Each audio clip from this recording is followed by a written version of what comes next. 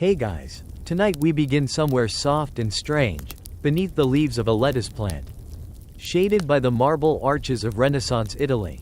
The sun's low, there's olive oil glistening on polished tables. And someone, let's say you, is staring wistfully out a window. Wondering whether the cure for sadness might actually be growing in their garden box. Yes, tonight is about lettuce, the leafy green that once held medicinal weight. Poetic metaphor. And possibly, the solution to what Renaissance Italians called melancholy. You're about to spend 4 hours with a plant that's cool, calm, and slightly soggy. Spoiler. You probably wouldn't survive 5 minutes in a Renaissance medical consultation. The words alone, imbalance of black bile, moistening of the temperament, the spleen must be pacified, are enough to make anyone fake health. So, before you get comfortable, take a moment to like the video and subscribe. But only if you genuinely enjoy what I do here. And hey, post your location and local time below. I love knowing where in the world you're drifting off from. Now, dim the lights, maybe turn on a fan for that soft background hum, and let's ease into tonight's journey together. You trudge past a small stone fountain, the air heavy with the herbal tang of rosemary and thyme. The walls around you are frescoed in chipped ochre and blue, and the scent of wine hangs somewhere faint but permanent in the distance. A cat's tail flicks past your ankle. You're in Florence, or maybe Bologna. It doesn't matter. Really, what matters is that it's the early 1500s. And you're feeling off. Not plague sick. Not stabbed or cursed or possessed. Just low, glum, like your soul is a little rain cloud trying to hold back a full storm. Your neighbors might call it melancholia. Your barber surgeon might call it a heaviness of the humors. But the lady at the market? She hands you a bouquet of lettuce. For most modern minds, lettuce is a side salad, a crunchy bed for more exciting things. But in Renaissance Italy, this unassuming leaf had something of a reputation. Not for zest, not for glamour, but for calm. A cooling agent, a softener of moods. And, if you ask the right apothecary, it might even ward off the sadness that seemed to haunt poets, painters, and perfectly ordinary folks like you. It's important to know that in this time, emotion and biology were married in very literal ways. There was no distinction between feeling blue and having a bodily imbalance. Your emotions were fluids, excesses, deficiencies, flavors. Even feeling sorrowful wasn't being depressed, it was being too full of black bile. And what balanced black bile? Cold, moisture, stillness. Enter lettuce, cool, moist, and, as doctors claimed, slightly narcotic. Just enough to take the edge off. Enough to quiet the inner tempest. Enough to turn your melancholy into mellow. You pick a head of romaine and bite it like it's a magic apple.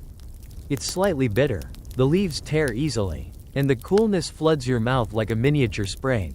The guy next to you does the same. His nose is running. His eyes pink from a poetry bender the night before. He says nothing. Just chews. Slowly. Like maybe chewing is the cure. Of course, no one truly agrees on how lettuce worked. Historians still argue whether Renaissance folk saw it as a placebo, a ritual, or a genuine sedative, but what's certain is that lettuce kept appearing in medical texts, household journals, and even quiet diary entries. Not as a miracle, as a balm. You walk through a small alley behind a convent, where the garden boxes overflow with leafy greens. The sisters here tend to them in the early morning, bare fingers brushing soil. Voices soft in prayer. Lettuce for the sick. Lettuce for the dying. Lettuce tea. Boiled slow and served with honey. A gentler alternative to opium. Less dramatic than leeches. More poetic than wine. Back in the city, you pass a nobleman draped in embroidered indigo. Seated alone beside a silver bowl of gently dressed lettuce leaves. He's frowning, but less deeply than usual. Someone comments that he's taking the leafy cure. You'd laugh, but you're chewing your own. The apothecaries, too, are on board. They grind lettuce seeds into paste, mix it into tonics, even try distilling it into sleep syrups. One treatise recommends soaking lettuce in vinegar, drying it over hot coals, and rubbing the result behind the ears. Another suggests placing chilled leaves beneath your pillow for dreamless sleep. Do any of these work? Not really. But that wasn't the point. You sit on the steps of a quiet plaza, watching a painter pace furiously in front of a canvas he refuses to touch. He mutters about inspiration and shadows and the unbearable weight of existing in flesh. You offer him a leaf. He scoffs, then takes it. In that moment, the lettuce becomes more than food. It's shared softness, a little ritual, a green flag waved in the face of sadness, saying, hey, maybe this won't fix you, but at least it won't make things worse. And that, in Renaissance Italy, was sometimes the best you could hope for. You find yourself walking slowly through a covered arcade, your footsteps echoing softly on the tiled floor. The city still smells of fresh bread and warm dust. Today, your mission is not to heal your soul, but to understand why so many people in Renaissance Italy were convinced that your soul needed healing in the first place. Back then, melancholy wasn't just a passing mood, it was a personality, a social label, an aesthetic. Even if you were moody, brooding, and prone to gazing out windows with dramatic sighs, congratulations, you were living your best melancholy life. Scholars believed it stemmed from an excess of black bile, one of the four humors, alongside blood, yellow bile, and phlegm, that supposedly governed everything from your digestion to your dreams. These humors were not metaphors, they were the physics of the human body. Too much black bile? You might be clever, yes, but also sad, cold, reclusive, the kind of person who reads by candlelight and keeps a private collection of odd stones. So where does lettuce come in? Well, you stop at a small, shuttered herbalist shop. Hanging above the door is a painted sign showing a human figure with an enormous green head. It's both funny and oddly comforting. Inside, the shelves are stacked with dried herbs in clay jars, valerian, chamomile, skullcap, and yes, dried lettuce. You ask the elderly woman tending the shop how lettuce helps. She smiles like she's been waiting years for someone to care. It cools the heat of the mind, she says, handing you a packet, especially when steeped with milk and drunk under the new moon. You don't ask questions, you just nod. Some Renaissance physicians, especially those following the works of Galen and Avicenna, doubled down on the theory that lettuce was not just a salad green but a cooling herb of the fourth degree. A powerful claim in a time when medicinal potency was measured by elemental opposition. One physician wrote, "Lactuca doth comfort the weary head and gladden the troubled spirit." Another cautioned against eating it before battle, lest one be made too serene for courage. You chew a leaf slowly, testing the theory. Do you feel serene? Courage less? Hard to say. Around the corner, a university student recites a passage from Marsilio Ficino, the famed philosopher and translator of Plato. Ficino, plagued by frequent melancholic episodes, believed that celestial influences could amplify your humors. In other words, Saturn might be the reason you're sad. Not just your diet, but even Ficino believed in herbs. He kept a garden, supposedly, where lettuce grew alongside vervain and rosemary. He called them Earth's gentlest physicians. You step into a courtyard where students lounge beneath olive trees. One is crying, not dramatically, but gently, like someone who's realized they've forgotten their father's voice. A friend hands him something wrapped in a cloth napkin. You catch the word latiga, lettuce. Again, you wonder how many sad people in Renaissance Italy were quietly saved by a handful of green leaves and a moment of shared softness. Historians still argue whether this was true medicine or just good marketing. Some say lettuce's reputation as a cure for melancholy was boosted by poets and painters who liked the symbolism. Others insist it had genuine sedative properties, mild, but real. You pass a small chapel, where a monk tends to a kitchen garden with slow reverence. He doesn't look up as you approach, just says, "You're looking for peace." You nod. He points to a tidy row of lettuce. "So were we." You kneel beside him. The soil is cool. The leaves curl inward, as if trying to protect themselves from too much sun, or maybe from too much sadness. You pluck a small head of lettuce. It's firm, glossy, alive. The monk hums a tune you don't recognize. He tells you that their order uses lettuce not only in food, but in prayer. It's placed beside candles, tucked under sickbeds, laid across the palms of the newly dead, to keep the soul from drifting too quickly. He says, to weigh it down gently, like a leaf resting on water. You don't know whether to be comforted or unnerved. You choose comfort. Back in the city, twilight falls. The bells toll the hour. You take your lettuce and find a quiet bench. The last warmth of the day clings to the stone beneath you. You bite into the leaf. It's bitter this time, earthier, like it knows what you're feeling. You chew, you breathe, you listen. Somewhere nearby, a lute begins to play. The lute music trails you like perfume as you wander deeper into the city. Lanterns are being lit by boys with poles and smirks. You follow their flickering trail until you reach a square. There, framed by the warm glow of candlelight and the hum of conversation, is a lecture in progress. You find a spot on the edge of the gathering, more of a sleepy cluster than a crowd, and tilt your head toward the speaker. A physician in a moss-colored robe holds a sheaf of notes and a rather dramatic feather quill. He's waxing poetic about digestion. The humors, he proclaims, are like courtiers in a royal court. And food? Food is the gossip. You blink slowly. You're either getting sleepy or deeply invested in medieval metaphor. He continues, if food is too spicy, the choler rises. If too wet, the phlegm swells. And if you eat too many pickled plums while grieving a lost lover, well, melancholy will take you like a slow fever. You glance around. No one laughs. They're nodding, taking notes, or just pretending to stay awake. One woman is cradling a rabbit. It's wearing a ribbon. No one addresses this. Then comes the key line. Lettuce, my friends, is the balm of moderation. It neither excites nor dulls. It restores. That seems to land. You hear approving murmurs. Someone sighs and clutches a small pouch, perhaps dried greens or a particularly sentimental crouton. As you drift away from the square, you're struck by how many people believe this. Not just lettuce as medicine, but melancholy as an actual atmospheric condition, like fog or pollen. In the window of a nearby apothecary, there's a small pamphlet on display. The woodcut illustration shows a man reclining on a couch, surrounded by floating vegetables. His head is enormous. Labeled, Vaporum Melancholicum. You admire the artistry. Inside, the apothecary greets you with the cheer of someone who's just sold 17 jars of pickled beetroot. You ask, delicately, about lettuce. He beams. Ah, yes, a favorite among poets and widows. That seems oddly specific. He explains. Lettuce was prescribed to those who suffered sleeplessness, night terrors, and inconvenient poetic inspiration. There was a belief that the cooling nature of the plant soothed the wandering mind, especially when boiled into a weak tisane before bed. You imagine Renaissance insomnia, lying awake beneath a too-short blanket, listening to mice gossip under the floorboards, heart racing with dread over the turnip harvest. You'd drink anything if someone said it would help. He sells you a tiny bundle of dried romaine, Lactuca sativa. He says reverently, and includes a handwritten note, steep with honey and crushed almond for dreams without thunder.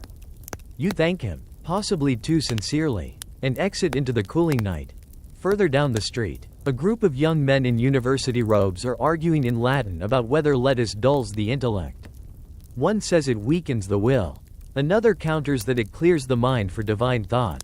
A third, clearly losing patience, hurls a head of lettuce at his friend's feet and declares, "Let God sort it out." You sidestep quietly. Historians still argue whether lettuce's calming reputation came from actual results or sheer cultural momentum.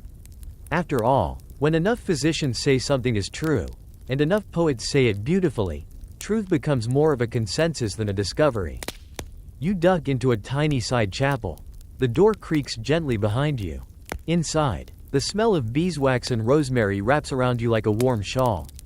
A single candle flickers beside a simple altar.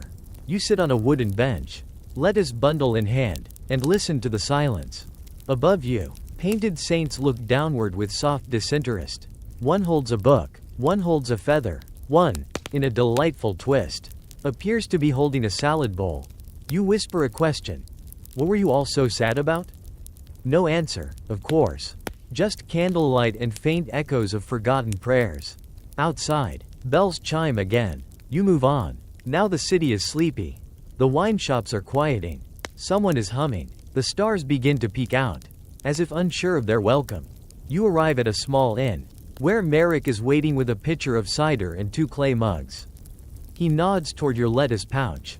That your potion? You smirk. It's medicine. He pours the cider. Everything's medicine if you believe hard enough.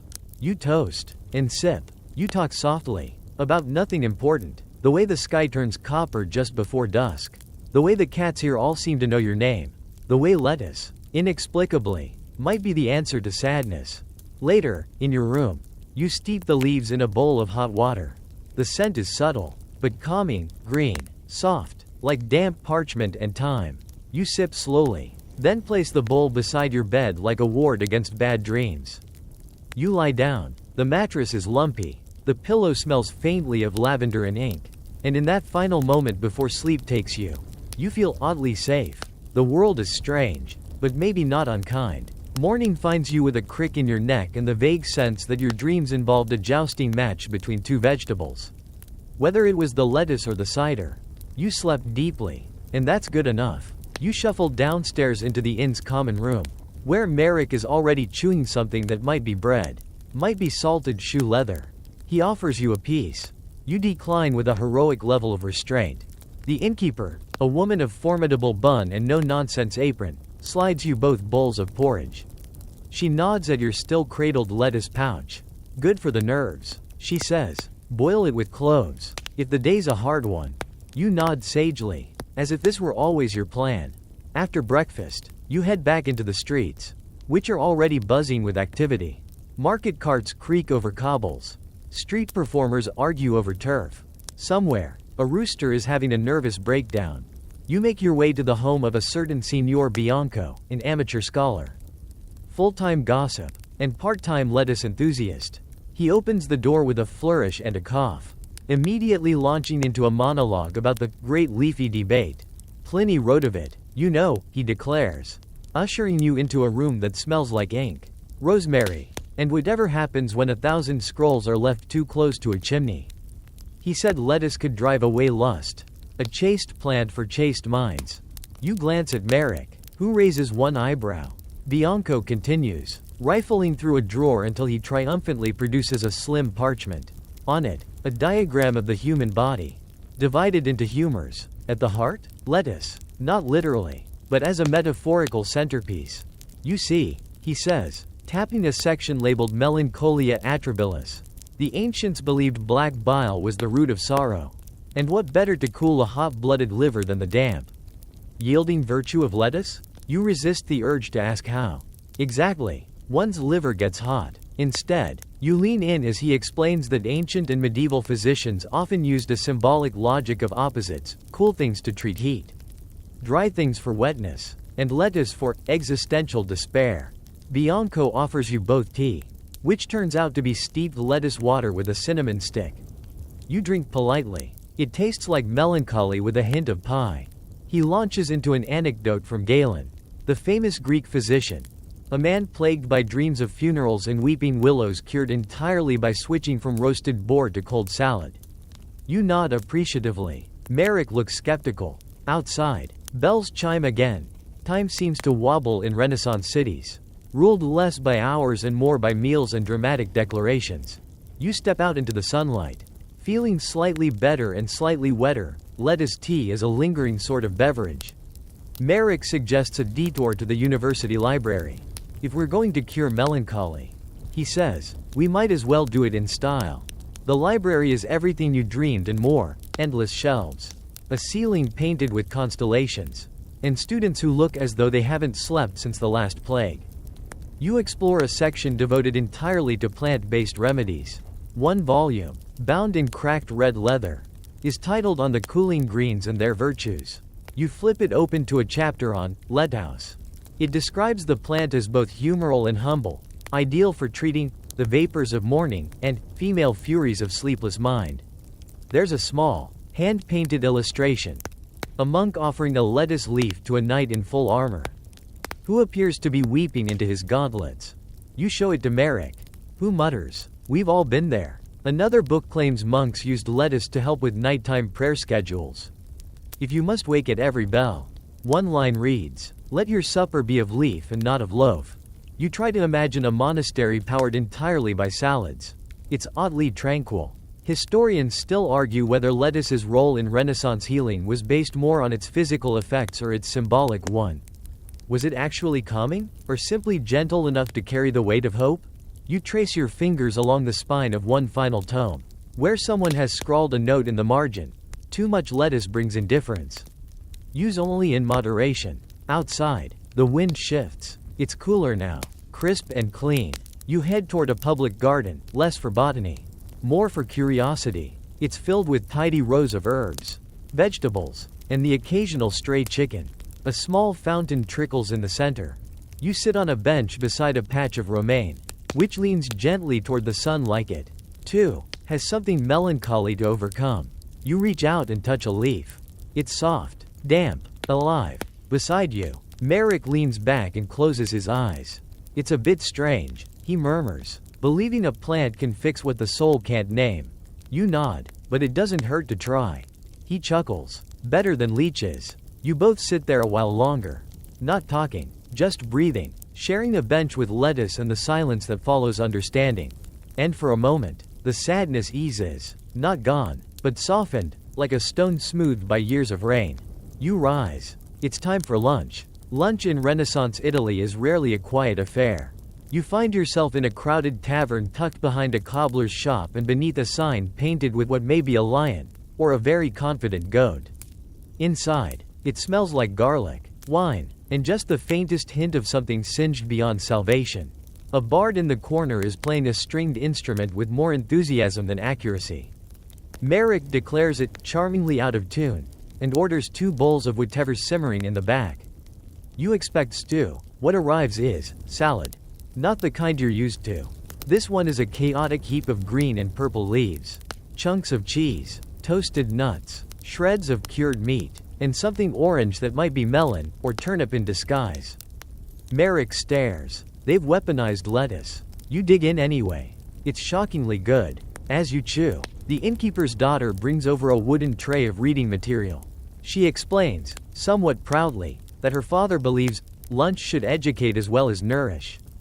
You pick a slim volume with an embossed cover, on the virtue of greens and gentle feasts. Inside is a half-poem, half-recipe praising the midday meal as a cure for low spirits. Let no man fast till dusk, it says, lest sorrow settle in his chest like damp wool. Merrick raises an eyebrow. So lettuce, but make it lunch therapy. You sip a surprisingly light white wine and flip pages. There's a section titled Greens for the Genteel Mind. It claims that lettuces were favored by scribes, scholars, and courtiers alike, not just for their taste, but because they quieted the blood. Apparently, too much excitement was frowned upon in certain circles. One anecdote tells of a Florentine noble who insisted on being served cold lettuce every afternoon before debate. It cools the tongue, he claimed, prevents heated words. Historians still argue whether he simply disliked confrontation, or if he just had a lifelong feud with horseradish. Meanwhile, a nearby patron joins in your reading. He's older, with a beard shaped like a quill and eyes like well-worn inkpots. He introduces himself as Matteo and offers his opinion.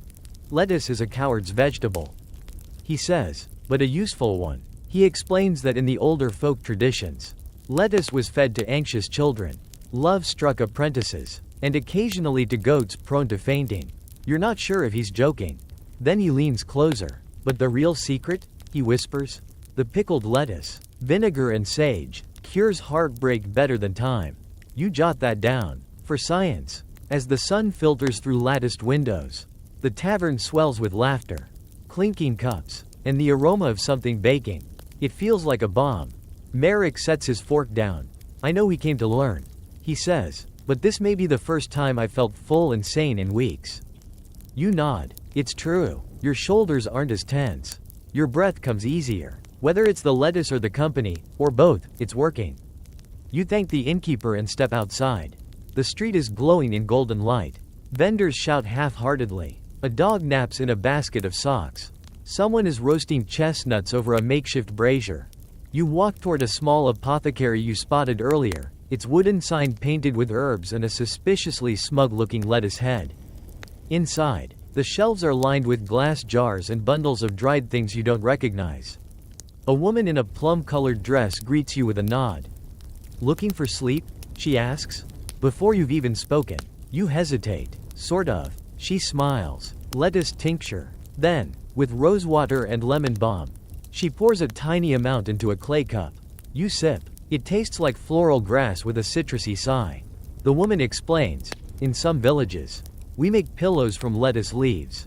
Boiled and dried, layered with flax and lavender. Keeps away bad dreams. Merrick leans against a shelf. What happens if you eat the pillow? Then you dream in Latin. She says, deadpan. You browse a few dusty scrolls, noting one recipe for a lettuce poultice, for melancholy of the widow's sort. Another claims that if you rub lettuce leaves on your temples during a full moon, you'll dream of your truest desire, or of ducks. Hard to say which is more helpful. You leave with a small satchel of dried herbs, tied with string and optimism. Back on the street, dusk begins to stretch across rooftops. Bells ring from a distant tower. Slow and solemn, you and Merrick take the long way back to the inn, passing alley cats, shuttered stalls, and the occasional smell of frying onions. At one point, he turns to you and says, "Do you think all this lettuce stuff actually works?"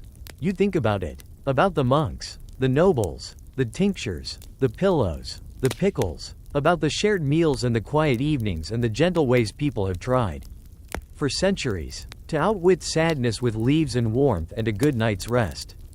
You shrug. It doesn't matter. We're still here, aren't we? Merrick nods. Fair point. He pats his coat pocket. And if it fails, we always have pie. Morning again, but this one is quieter. You wake to the sound of pigeons scuffling on the roof tiles and the faint clink of metal from the tavern kitchen. Merrick is still snoring, rhythmically, like a man auditioning to be a steam engine. You let him rest. It's a walking day. Downstairs, the innkeeper's daughter hands you a small parcel wrapped in linen. It's from Matteo, she says. He left before dawn. Said it was for your continued education in leaf-based living. You unwrap it to find a hand-copied scroll titled A Garden for the Mind, on the planting of calm. Underneath is a sketch of a rather triumphant head of lettuce holding a laurel crown. Matteo's humor, apparently, doesn't sleep either. You set off, shoes clacking on the cobblestones. Your destination, a convent garden reputed to grow the most spiritually aligned lettuce in the region. According to legend, and the scroll, these greens are whispered to by nuns during their morning prayers. Merrick, finally awake and grumpy from lack of tea, joins you halfway there, muttering about overly emotional produce. The convent is quiet, tucked between a bakery and a bell tower. Its walls are simple, whitewashed stone. A kindly nun in a saffron headscarf greets you with a nod and a look that says she knows all your sins but has already forgiven them. You ask, gently, about the lettuce. She raises one eyebrow. You're here for Sister Teresa's garden? You nod. She sighs. Follow the bees. Through an archway and along a gravel path. You find it. A walled garden. Neat and humming with the sound of life. Lavender borders. Bees dance from flower to flower. Rows of herbs. And in the center, lettuce. Dozens of heads. Fat. Glossy. Varied shades of green and red. Some so pale they almost seem translucent. Sister Teresa appears beside you like a ghost with gardening gloves. They grow best with music, she says, and gossip. She explains her theory, that plants prefer soft-spoken caretakers, and that lettuce, being a sensitive soul, thrives on low-stakes drama. We tell them stories, she says, about saints, weather, and the cook's opinions. Merrick asks if they've ever recited love poems to the plants. Sister Teresa deadpans, only to the romaine. You tour the garden slowly. A section marked, for sorrows, contains leaves with delicate veins and a faintly sweet smell. Another, labeled, post-nap contemplation, features ruffled butterhead varieties. There are baskets of clippings, jars of seed, and tiny woven charms dangling from the trellises. A bench under a fig tree invites you to sit. You do. A breeze tugs at your sleeves. The air is rich with loam and something minty. A novice nun kneels nearby, whispering to a stubborn-looking seedling. Sister Teresa joins you on the bench and shares the convent's lettuce ritual. On the first full moon of spring, each sister chooses one head of lettuce and names it. They whisper their worries to it. Then they bury it in the garden to decompose. The worries, not the lettuce, she clarifies, though technically both. You ask if it works. She looks at the sky. We sleep well, she says. That's enough. Historians still argue whether these monastic gardening practices were symbolic, therapeutic, or simply practical. Records are scarce, but what endures is the belief, persistent and quietly powerful, that something in the soil listens. Before you leave, you're handed a sprig of flowering dill and a kiss on the forehead. For digestion and dreams, Therese says. Back in the city, you find a quiet square with a fountain shaped like a fish mid-sneeze. Children toss crumbs to pigeons. An old man naps under a tree with a book open on his belly. Merrick leans against a sun-warmed wall. So, he says, we've had lettuce for nobles, for monks, for madmen, and now for nuns. Who's next? You glance at the scroll in your pack. The next chapter is titled, Lettuce Among the Artists, a Salad of Genius. Merrick groans. Of course the artists had lettuce opinions. You nod solemnly. We go to the painters next. He eyes you. Do they eat it, or sketch it longingly while muttering about shadow and form? You shrug. Why not both? You stand, stretch, and start toward the artist quarter. The streets grow narrower, the buildings more haphazard, paintings hang from balconies, and the smell of oil pigment mingles with wood smoke and fried dough. The lettuce journey continues. You're not sure where it will end. But so far, it's been oddly satisfying. The artist quarter greets you like a poorly organized dream. Paint-smeared shutters. Laundry lines tangled with unfinished canvases. And a man on stilts arguing with a goose. It's chaotic in the most endearing way. You and Merrick weave through the alleyways, past doorways wafting turpentine and clove, searching for your next lettuce landmark. You're looking for the workshop of Girolamo di Castagna, a painter of minor renown and major eccentricity. Known mostly for his devotional portraits of saints who always look vaguely annoyed and, more relevant to you, a rumored series called Ruminations in Green. Matteo's scroll claimed these were not theological in subject but botanical. 12 full-sized panels of individual heads of lettuce. Painted in painstaking detail, each with an emotional title. Sorrel despair, crisp longing, wilted triumph. It's unclear if this was satire or sincerity. You find Girolamo's studio tucked behind a cheese stall and partially obscured by a broken sign that simply says, Art, in faded ochre. A young woman sits outside, smoking a clove-stuffed cigarette made of mulberry bark. Girolamo? You ask. She nods. Painting lettuce. She says, come in, quietly. He thinks they're shy. Inside, the light shifts, warm, dusty, golden like old tea. Canvases lean against every wall. Tables are littered with brushes, half-sliced lemons, and a taxidermied ferret in a velvet hat. You step carefully, and there he is, Girolamo himself. Russet robes streaked with pigment, hair wild, and eyes locked on a canvas. Before him, a head of butterhead lettuce on a velvet cushion, lit by a single shaft of sunlight. His brush trembles as he adds a final glint to a particularly expressive dewdrop. Perfect, he whispers, and then turns to you like he's been expecting this exact moment for years. You're here for the truth, he says. Merrick mutters, we're here for the lettuce. Girolamo waves a hand. Same thing. He shows you his work. It's surprisingly moving. Each head of lettuce is rendered like a holy relic, with soft halos of light, textures so vivid you want to reach out and touch them. One, titled Bitterness Remembered, looks like it's sighing. Girolamo explains his philosophy. All emotions can be found in the folds of a lettuce leaf. Rage in the frills, yearning in the curl, serenity in the symmetry. He walks you through his series like a priest reciting saints' names. You admire Friese regret for far too long. Historians still argue whether Girolamo was serious or brilliantly poking fun at the Renaissance obsession with symbolism. Lettuce, after all, had long been a symbol of coolness, detachment, and melancholic virtue. Some saw it as calming. Others believed it signaled apathy. But in these paintings, the lettuce feels like something else entirely, a mirror. Quiet, crisp, and waiting to be understood. Girolamo serves you tea in chipped porcelain cups. Chamomile and lettuce water, he says, calms the brush hand. It tastes like sleep. He tells you about a fellow artist who once tried to paint only root vegetables. His beats were sublime, Girolamo whispers, but he couldn't handle the turnips.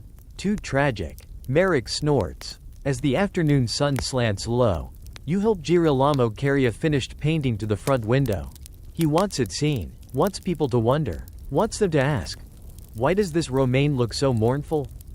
Outside, a crowd gathers slowly. A child tugs her mother's sleeve and points. A baker shakes his head, mutters something about the price of fame. The goose from earlier returns and honks approvingly. You feel oddly proud. Before you leave, Girolamo presses a folded parchment into your hands. For when you need to remember stillness. He says. You unfold it later to find a sketch. A single lettuce leaf, curled into the shape of a sleeping cat. You tuck it carefully into your satchel. As you and Merrick make your way back toward the main street, you pass vendors closing up shop. A man sells candied almonds shaped like scrolls. A woman hawks miniature oil portraits of vegetables. For your pantry's aesthetic, a group of musicians plays a tune that sounds like it was written by someone who ate too many pears. You pause on a bridge overlooking the river. Boats drift lazily beneath. Ducks gossip near the reeds. Merrick pulls a pickle from his pocket and takes a contemplative bite. I like this city, he says. Bit ridiculous, but calm. You agree. It's the kind of place where a vegetable can be sacred and silly in the same breath. Where artists talk to lettuce. And no one questions it. Where you, a traveler with questions, are always met with strange answers that somehow feel true. Tomorrow, you'll head to the apothecaries, those mysterious, bottle-laden healers who powdered leaves and whispered cures over steaming pots. But for tonight, you've earned your rest. You find your way back to the inn. The pigeons are gone. The sky is lavender. Your legs are tired. And the lettuce? Still mysterious. Still meaningful. But somehow, less heavy. The next morning begins with lavender light slanting across your pillow and the unmistakable sound of Roger sneezing. You roll over to find him perched on the windowsill, glaring at a passing bee with the kind of indignation only cats and retired librarians can muster. You stretch, yawn. There's a faint scent of baking bread drifting in through the shutters. Downstairs, someone is arguing about the appropriate price for a goose-shaped candle. You take that as your cue to rise. Today is the day of the apothecaries. The mystics of mortar and pestle. The wizards of dried leaves and very stern labeling. The people who can grind 5 types of moss into something that either soothes your stomach or permanently dyes your teeth. You and Merrick head out after a quick breakfast of stewed figs and something the innkeeper calls lightly singed oat surprise. Your first stop is the Green District, a crooked wedge of the city known for its healers, midwives, astrologers, and one man who sells nothing but nettles. Apothecaries here aren't flashy. No neon signs, no sales pitches, just dark doorways framed by drying herbs and shelves of bottles with labels like Soothing Syrup No. 7 and Powdered Whimsy. You step into one such shop. The scent is instant and enveloping: rosewater, vinegar, licorice root, and something unmistakably lettuce. The apothecary is an older woman with steel gray hair and a quill tucked behind one ear. Her apron is smudged with violet ink and something that glitters faintly in the light. She doesn't look up. State your ailment, she says. You blink. Melancholy. Mostly. She nods. Standard. She begins pulling jars from shelves with practiced precision: lemon balm, wood betony, sage, and a generous scoop of dried lettuce. This, she explains, is a solacing tisane. Take with warm thoughts and cooler evenings. You ask if lettuce really does anything. She smirks. Historians still argue whether it truly calms the mind or merely slows digestion enough to make people sleepy. But it's worked for centuries. And we respect that. Merrick asks if there's a version that makes cats less judgmental. She deadpans. Nothing legal. You browse the shop while she prepares your mix. There are jars of beetle shells, bundles of thyme tied with ribbon, and a small handwritten booklet titled Herbs That Behave Themselves. She lets you peek inside. Chapter 1 is Lettuce, the Sleepy Leaf. It describes how Renaissance physicians believed lettuce could rebalance black bile, the humor associated with melancholy. They thought its cooling nature made it ideal for quenching heated tempers and quieting boisterous dreams. Some recipes include lettuce steeped in milk, or mashed with violet petals and honey to make a calming poultice for the forehead. Others are more elaborate: lettuce wine, lettuce ink, for writing especially peaceful letters, and even lettuce compresses, which are exactly as soggy as they sound. You ask if people really wrap themselves in lettuce. She shrugs. Still better than being bled. She offers you a sample, a small cup of lettuce and chamomile cordial. It tastes like a meadow trying to apologize for being too grassy. Outside, the city continues its bustling rhythm. But you feel a little softer. A little slower. Like the world's volume just dipped one notch. You thank the apothecary and step back into the sun. Next door is a much younger shop. Run by a man who looks like he would rather be painting his toenails than selling cough syrup. His apothecary is modern by Renaissance standards.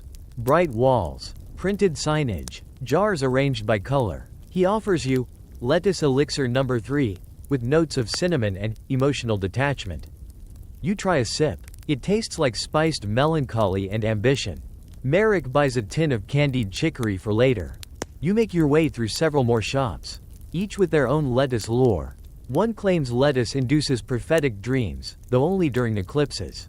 Another warns against mixing lettuce with onions, as it may invite ghostly visitors with unfinished business. The most curious remedy is a pillow stuffed with dried lettuce and sewn with silver thread, meant to banish unrest from the crown of the head. You buy one, partly out of curiosity, partly because you suspect Roger has been judging your existing pillow. By noon, your satchel is a soft rustle of herb bundles, scrolls, and one extremely optimistic sachet labeled Melancholy number more, with extra romaine. You pause by a fountain to rest. Children run past, chasing one another with sticks tied with ribbons. A man nearby plays a lute badly but enthusiastically. The breeze is cool, and the lettuce cordial is still doing its gentle work in your system. You take a deep breath. This is not a grand adventure. No dragons, no battles, just the slow discovery of why something so humble, a salad staple, a sandwich filler, was once considered powerful enough to tame sorrow. And maybe it still is. After all, the world hasn't gotten less sad, only more complicated. But maybe that's why people like you go looking backward. Not for answers, exactly, but for reminders that once upon a time, someone held a leaf of lettuce and thought, this will help. You return to the inn by late afternoon. The innkeeper nods at your bundle and says, hope the plants were kind. They were. You place the dried lettuce pillow by your bed. Hang the sachet near the window. Roger sniffs it once and yawns dramatically. You curl up with your notes, rereading bits of apothecary wisdom and lettuce lore. Merrick is downstairs, winning a game of dice against someone who doesn't realize Roger has learned to nudge the cups. The sun sets, painting the walls with gold. You feel calmer, softer, ready for what's next. The next morning opens with the sound of bread being sliced and an argument over whether plum jam counts as a preservative spell. You don't get involved. Roger is curled in a crescent at the end of the bed, and you don't dare disturb him unless it's life-threatening or breakfast. You stretch, reach for your notebook, and glance at the tiny lettuce pillow by your head. It smells faintly of hay and antique optimism. Today, you're visiting the physician's quarter. Not the dramatic surgeons with their terrifying saws and buckets, but the more philosophical types. The ones who spend their days charting the stars, sipping wine infused with rosemary, and composing long essays on why sneezing 3 times in a row might mean you're cursed by a melancholic moon. The first clinic is modest, plaster walls, faded frescoes of saints curing gout, and a wooden sign that simply says, Dr. Bellini. Thoughts balanced here. You step inside. A bell tinkles. The physician is old, hunched, and reading by the light of a cracked stained glass window. He glances up, squints, and nods once. Melancholy? He guesses. Is it that obvious? He gestures for you to sit on a cushion stuffed with lavender and possibly hay. You have the shoulders of someone who's read too many sad letters. He asks you questions. How you sleep, what you eat, how often you laugh at ducks. Then he nods again and produces a chart. A wheel of humors. Ah yes, Renaissance medicine's favorite party trick. You're reminded of how the human body was believed to be ruled by 4 fluids: blood, phlegm, yellow bile, and black bile. Your problem, he says, is clearly an excess of black bile. Melancholy. He spins the chart and taps the lettuce quadrant. Cooling, moistening, balances the dryness of sorrow. You ask why lettuce, and not, say, watermelon. He peers over his spectacles. Because lettuce listens. You nod, as if that answers anything. He prescribes you a curious remedy. A salad eaten in silence by candlelight. No speaking, no sighing, just slow chewing and occasional expressions of gratitude. Merrick, waiting outside, laughs when you tell him. Sounds more like a date with a very introverted vegetable. The second physician is younger, brisker, and wears a coat with too many buttons. Her office smells of vinegar and lilies. She's surrounded by scrolls, diagrams of the brain as a garden, and a cat who clearly rules the space. His name is Reginald. He ignores you completely. She offers a different take on melancholy. It's not just an imbalance, she says. It's an echo, a resonance. Sometimes the mind just wobbles. You blink, and lettuce fixes that? She smiles. Historians still argue whether the lettuce worked or people simply liked the idea that something so ordinary could help. But the act of preparation, of eating slowly, of believing, it has its own power. She gives you a tea blend that includes lettuce, rose petals, and dried citrus peel. It smells like a polite garden party and tastes like bedtime for your thoughts. On your way out, Reginald finally acknowledges your presence by flicking his tail and vanishing into a cupboard. You stop at a small cafe for lunch. The menu includes a dish called Melancholy tart, a savory pie made with roasted onion, soft cheese, and, of course, lettuce. It's surprisingly delicious, comforting in a way that feels like being wrapped in a quilt your grandmother once sewed from discarded festival banners. As you eat, you overhear a nearby table discussing lettuce folklore. One woman insists that in some rural villages, people believed lettuce could ward off bad dreams if planted near the bedpost. Another claims her grandmother refused to serve lettuce at weddings because it absorbed too much sadness. You jot these down. By mid-afternoon, the sun is warm on your shoulders, and your bag is full of lettuce-themed pamphlets, tea sachets, and one handmade chart of emotionally supportive vegetables. Beets are apparently good for confidence.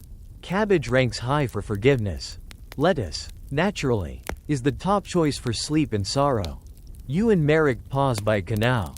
A man rows past in a boat filled entirely with cabbages. Neither of you comment. Instead, Merrick turns to you and says, "You know, I used to think sadness was just a hole. Something to avoid, but maybe it's more like a weather system. Comes in, lingers, and then clears." You nod. And lettuce is the umbrella? He grins. Or the sandwich. Back at the inn, you unpack your findings. You brew the citrus lettuce tea. Light a candle. Roger observes with the disdain of someone who thinks tea should come in mouse form. You write in your journal.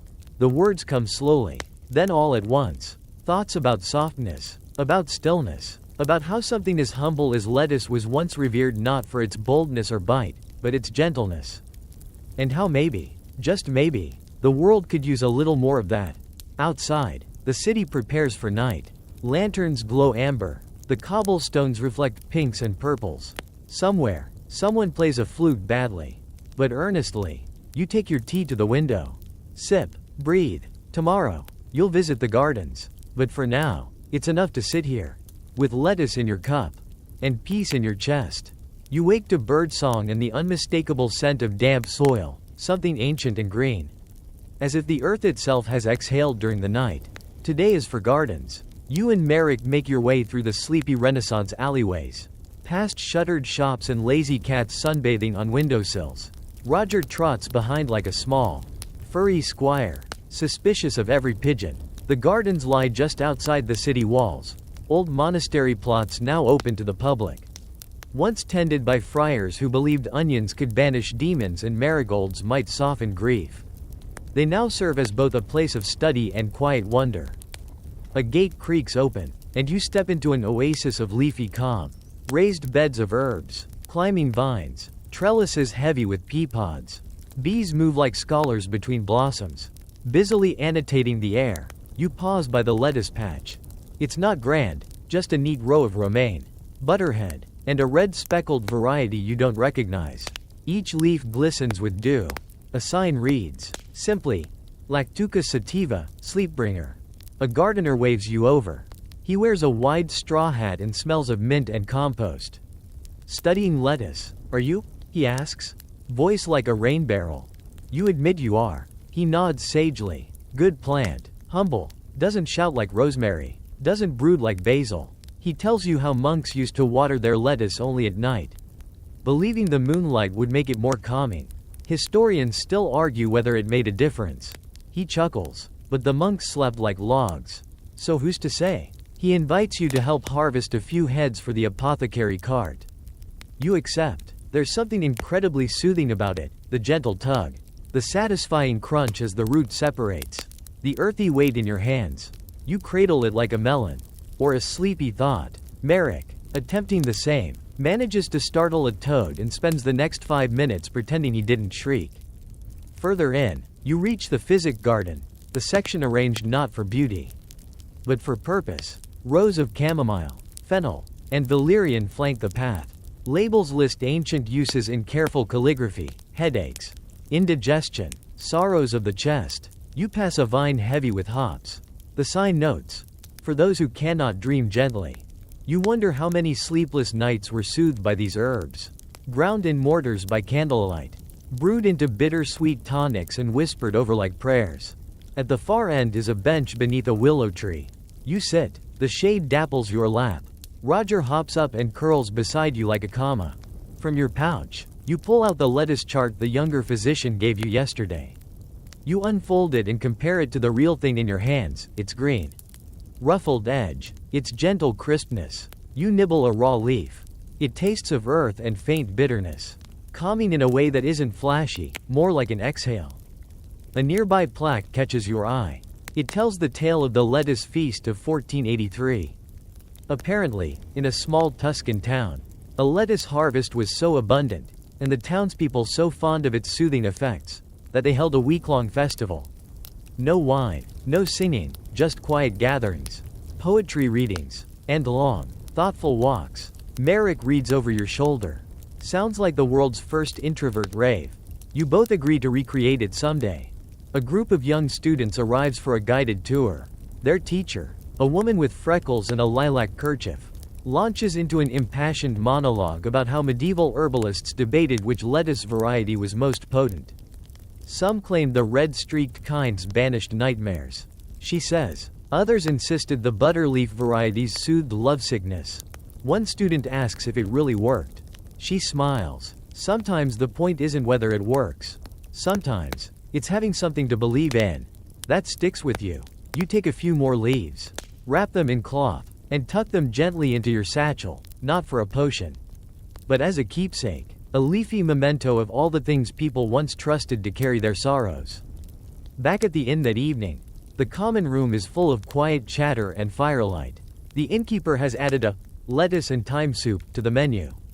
It's warm, peppery, and oddly comforting. You sit with Merrick and Roger at your feet, and over dinner, you reminisce. The gardens, the stories, the monks with moonlit lettuce, and that strange, gentle feeling that maybe, just maybe, the past didn't always shout. Sometimes, it whispered. Later, as the candles gutter low, you lie in bed and press one of the lettuce leaves between the pages of your journal. Not because you expect it to ward off nightmares, but because it reminds you of gentleness, of quiet remedies, of small green things carrying big hopes. Outside, a soft wind rustles the shutters. Roger snores, and your thoughts soften, like leaves soaking in moonlight. Morning drapes itself across your room like a lazy cat, soft and warm and slightly unwilling to move.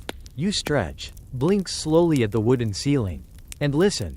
The creak of someone passing in the hall, the muted clink of breakfast plates, a yawn that might belong to Merrick or just the old dog down the street. Roger is curled at your feet, doing his best impression of a rolled-up rug.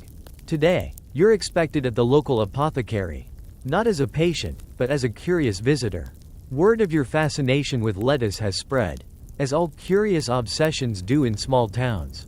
The apothecary shop is nestled between a baker and a candlemaker. Its sign painted with faded herbs and a grumpy-looking mortar and pestle. Inside, the air smells of rosemary and beeswax.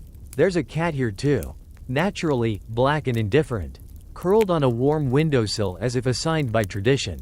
The apothecary, a wiry man named Giacomo with hair like wind-blown straw, greets you with an amused squint. Come to learn how lettuce saves souls? You nod, and he laughs, a dry sound like a page being turned. He leads you past jars and bundles, some labeled with Latin names, others with vague descriptors like woundwort and witch's tongue. He waves at one bundle. Not actual witch, Just a dramatic nickname. We're not monsters. A long wooden counter holds a handwritten ledger, several drying bundles of herbs, and, yes, a small, wilted head of lettuce under a mesh dome. It looks like it's been asked to perform miracles and politely declined.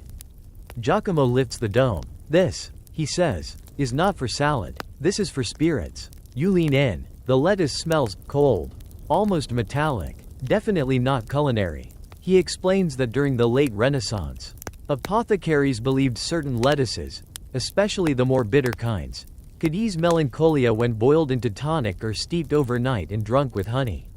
You'd taste sadness going out of your throat, he says with theatrical solemnity, or you'd just fall asleep and forget your problems. Either way, a win. He shows you his current Melancholy blend. It includes dried lettuce, chamomile, poppy petals, and something he simply calls quiet root.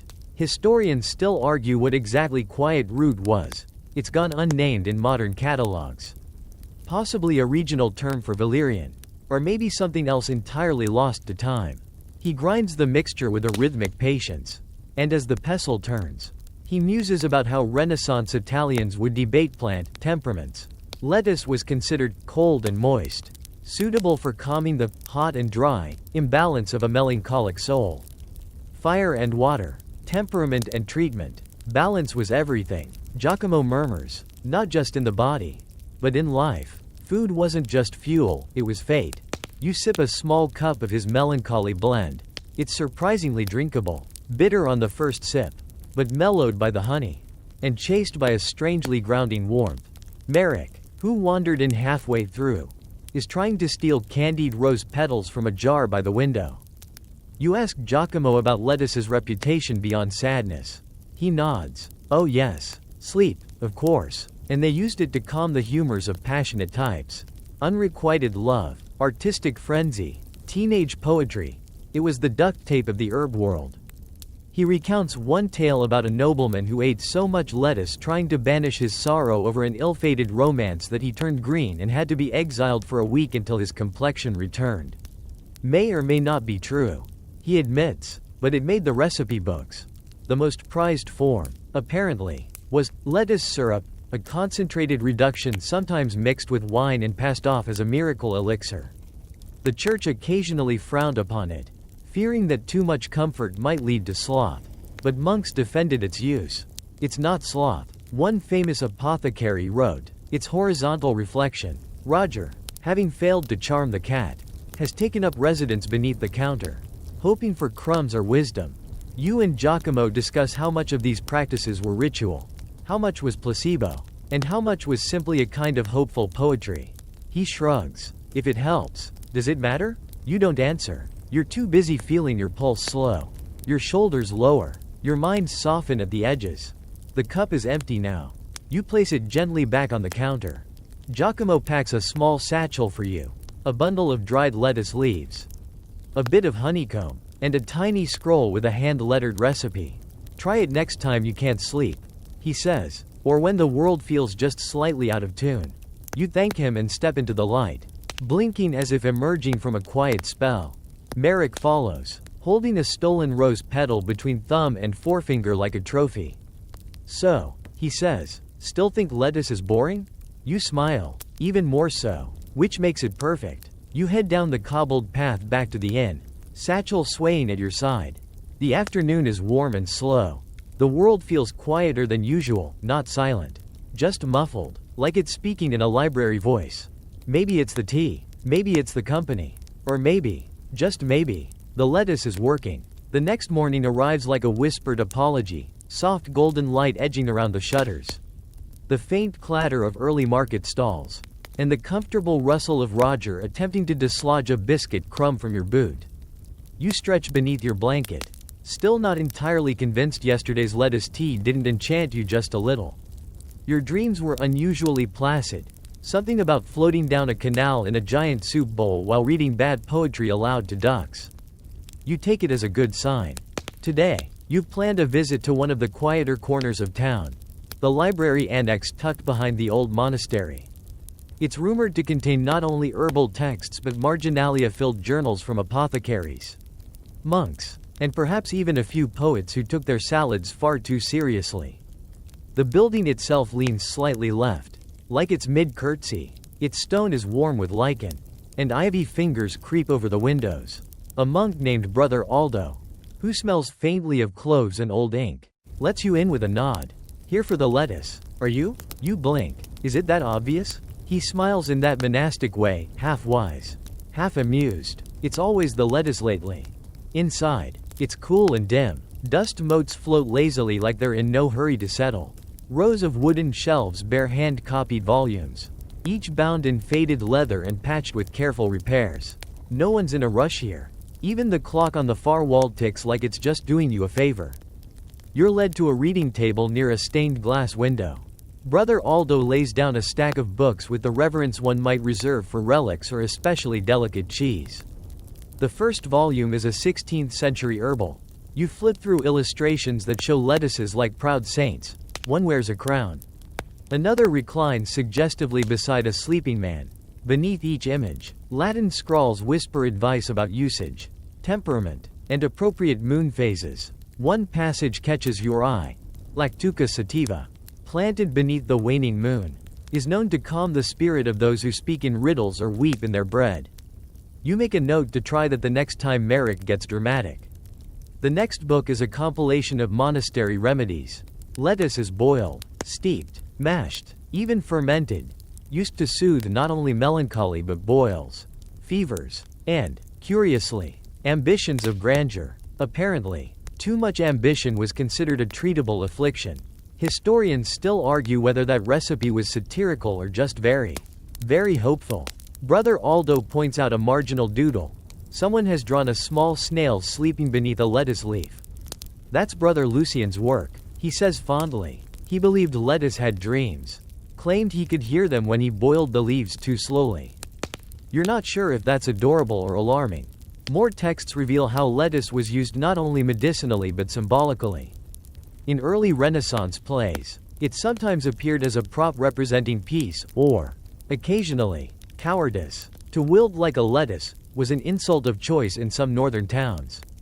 One diary details a lettuce-themed wedding feast, complete with carved lettuces resembling cherubs, lettuce leaf garlands, and a bride's bouquet made entirely from romaine.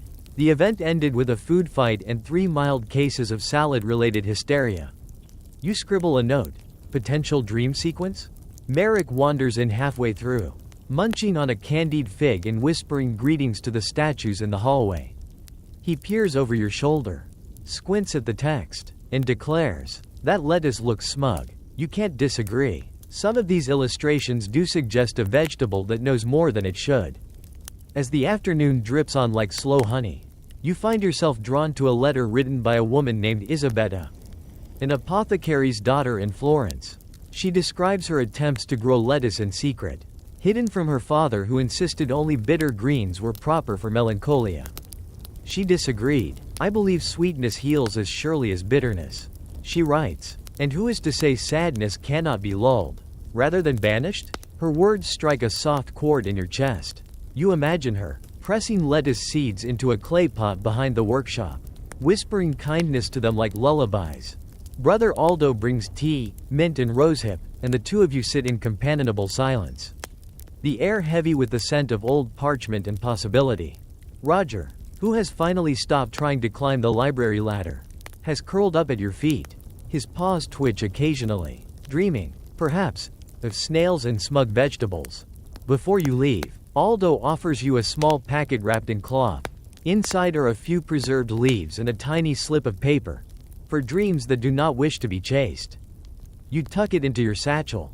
Outside, the light is golden and slanting. A street musician plays a reed flute. Somewhere nearby, someone is roasting chestnuts. The world feels gentle again. And you wonder, not for the first time, if the Renaissance didn't secretly understand something we've forgotten. That healing doesn't always require noise or brilliance. Sometimes, it only takes quiet leaves, warm drinks, and a bit of belief.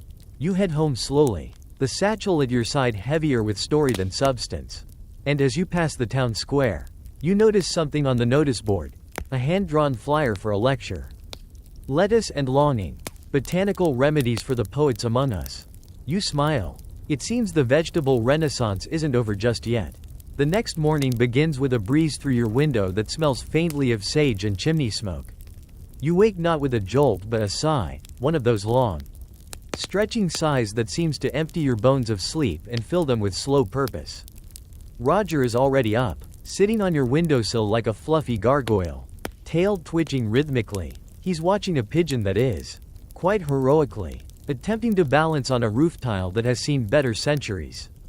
Breakfast is, unsurprisingly, more lettuce tea, but this time, you pair it with a dense little walnut cake left by your neighbor, who believes sweets counteract the greening effect of all these leaves. You decide it's a fine theory. Today's plan involves a walk, one of those aimless Renaissance rambles through cobbled alleys and uneven paving stones, where you let your thoughts wander along with your feet. The city has begun preparing for the winter markets, and you pass carts of spices, ribbons, woolen gloves, and candied nuts strung together like edible garlands. You find yourself in the artisan quarter, where tanners shout at coopers, coopers mutter at weavers, and everyone seems to be just barely getting along. You duck into a small shop filled with glass vials, bundles of herbs, and shelves groaning under the weight of jars labeled with everything from powdered mummy, not what you think, to mermaid salt, definitely not what you think. Behind the counter stands an apothecary named Lucinda, who wears 4 pairs of spectacles at once, stacked like tiny, increasingly disappointed ancestors. She adjusts them all with a sigh and greets you with, "Lettuce?" You blink. What gave it away? She gestures to your satchel, which still smells faintly of yesterday's pressed leaves and hopeful tea. Lucinda is what scholars might politely call direct. She tells you that most of the modern lettuce craze is nonsense and wishful thinking, then immediately hands you a sachet of her own blend and tells you to drink it before bed, just in case your nonsense works better than mine. Her shelves are filled with plants known and obscure. She shows you a dried lettuce specimen from Avignon, kept between 2 pages of a theological treatise. It was once used to bless anxious monks, she says, completely deadpan. Historians still argue whether that was a real ritual or the result of a lost in translation botanical joke. She also presents a Renaissance sleep charm, linen embroidered with lettuce leaves and stuffed with crushed chamomile and shreds of parchment inscribed with psalm fragments. Supposed to ward off night thoughts, she explains, or attract friendly ghosts. The documentation is unclear. As you thank her and prepare to leave, she fixes you with a look that could curdle milk. Don't let them make lettuce your entire identity, she warns. Melancholy has many flavors. You nod solemnly, clutching your sleep charm.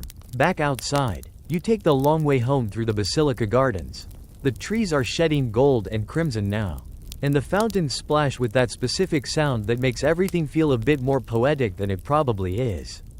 At one end of the garden, a young woman is sketching. You peer over her shoulder to see she's drawing. What else? Lettuce. But not just any lettuce. Dramatic, windswept lettuce. Lettuce with dreams. One plant appears to be addressing a courtroom. Another is cradling a lute. You compliment her work. It's a character study, she says earnestly. For a play. Tragedy. Very leafy. You make a mental note to attend the premiere. By mid-afternoon, you're back at home. You lay out your new sachet, the psalm-stuffed sleep charm, and the herbal blend that smells vaguely like wet parchment and dandelions. Merrick drops by with 2 mugs of hot cider and a story about someone who tried to use lettuce as a bookmark and accidentally erased half a poem with it. You drink by the fire. The shadows grow long. The logs crackle. Roger snores like he's trying to intimidate the flames. Merrick is in a thoughtful mood.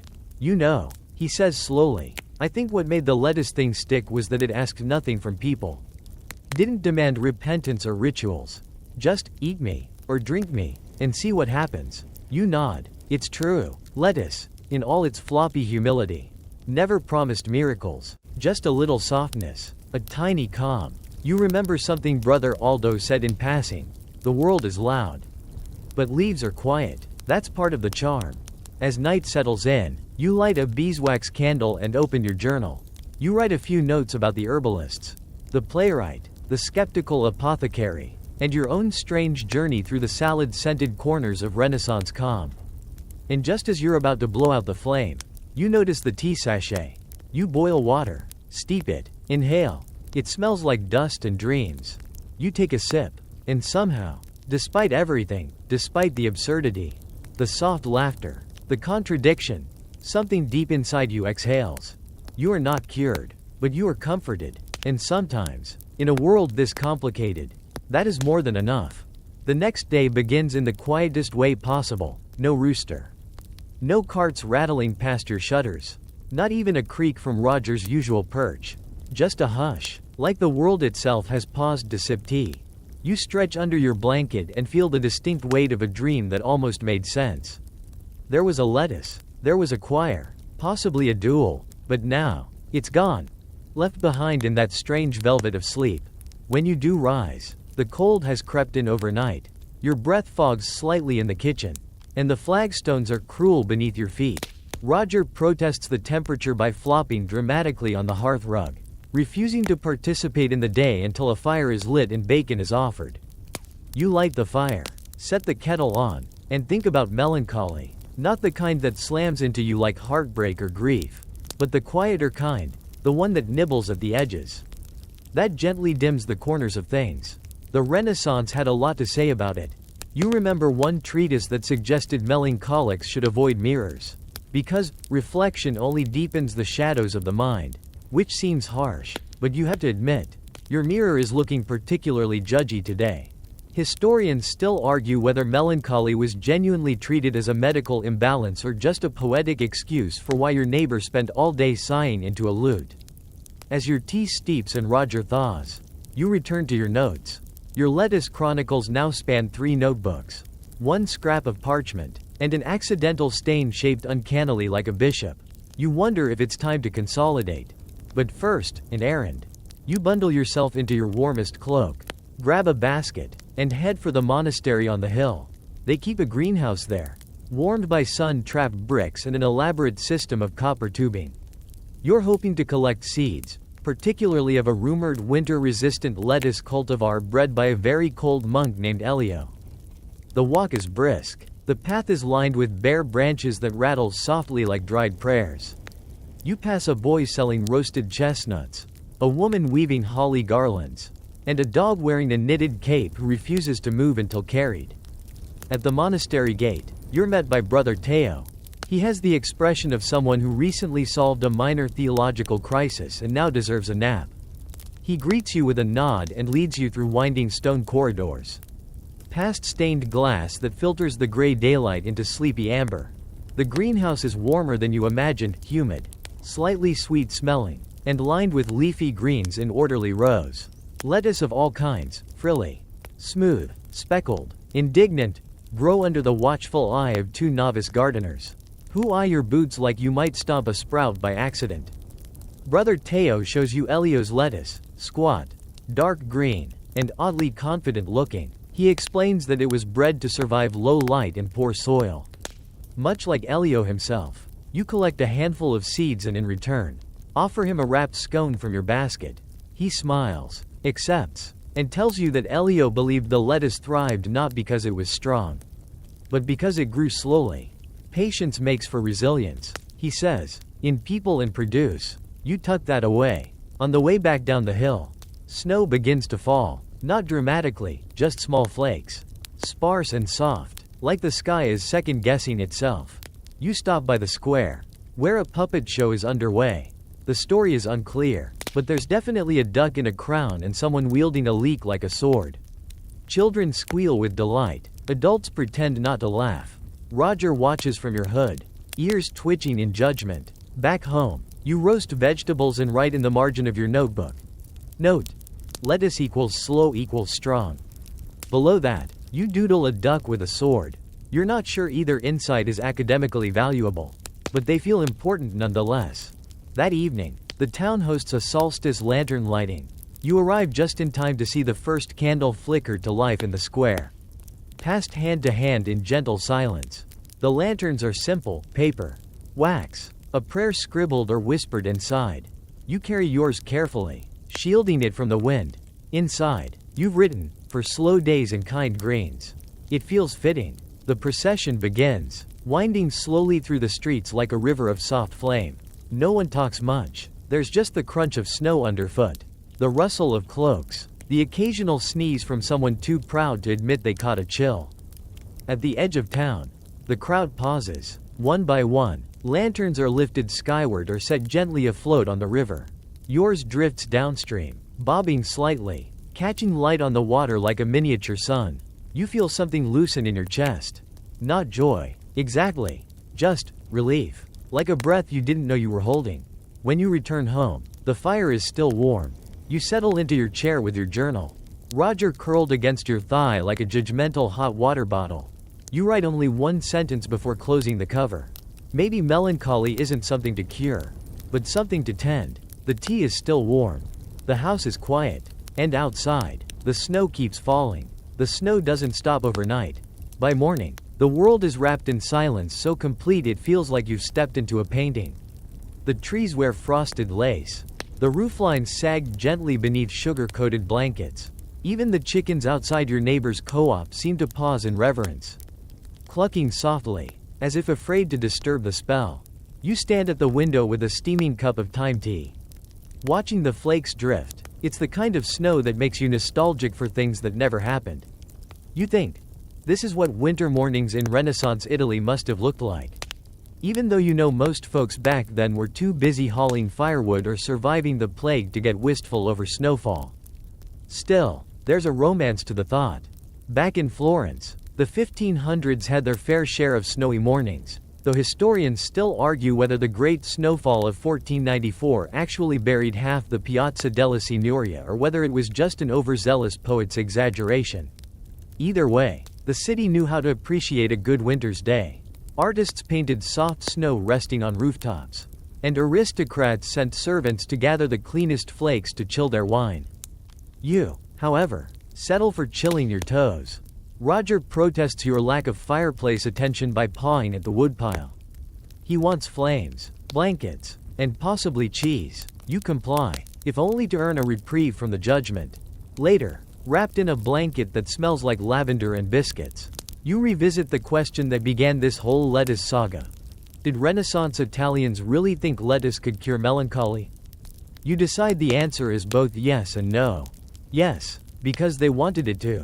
Because they believed nature was full of humors, and balance could be restored with the right leaves, roots, and minerals. Lettuce was moist and cool, the perfect foil for melancholy's dry, black-biled temperament. Cooling foods were the fashion for melancholy, just as hot baths were for phlegm and citrus was for choleric moods. But also no, because even then, people knew sadness couldn't be uprooted like a weed. You've seen the diaries, monks lamenting their drifting thoughts, widows composing herbal poems, and lonely merchants drawing lettuce plants in the margins of their ledgers like botanical prayers. One particularly poignant letter comes to mind. A young noblewoman writing to her cousin, "I keep a garden now. Lettuce. Mostly. It helps. It doesn't fix, but it helps." You sit with that. Mid-morning brings a knock at your door. It's Merrick, boots dusted in snow, face red from the cold and cradling something under one arm. He holds it out to you, a small wooden box. "I made you a lettuce press," he says, as if this is a completely normal winter gift. You blink. A what now? A lettuce press. For flattening leaves. For science. Or recipes. Or art. I didn't ask. You open it carefully. Inside, lined with cloth and lined with brass hinges, are two smooth oak panels and a set of adjustable pegs. It's beautiful. Handmade. Slightly uneven. Perfect. I'll use it. You promise. Maybe to preserve the most dramatic leaf I find. He grins. Good. Every leaf deserves to feel important at least once. The snow continues through the day. The town slows to a crawl. No one hurries. Even the birds seem content to postpone their plans. You pass the time sketching lettuce varieties by the fire, round ones, frilled ones, one that looks suspiciously like your neighbor. You write a letter you've been meaning to send. Not to anyone in particular, just to the person you might have been if you hadn't taken that strange little detour into the history of leafy greens. You thank them for letting you get weird. By sunset, the clouds begin to lift. The last golden light spills over rooftops like melted butter. Icicles glint like cathedral glass. Roger returns from a nap and promptly knocks over your tea in protest that you didn't share it. You eat dinner quietly, roasted squash, stale bread, honey. You think about how, for centuries, people have sat by fires in winter and tried to feel less sad. Some tried prayers, some tried music, some chewed lettuce leaves like medicine, hoping the bitterness would sweeten into peace.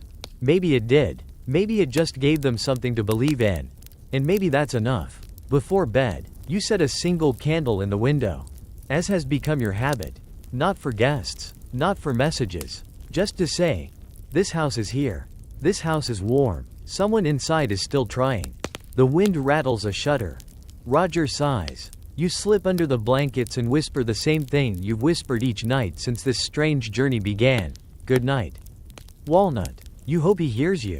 Wherever old gourds go when their time is done.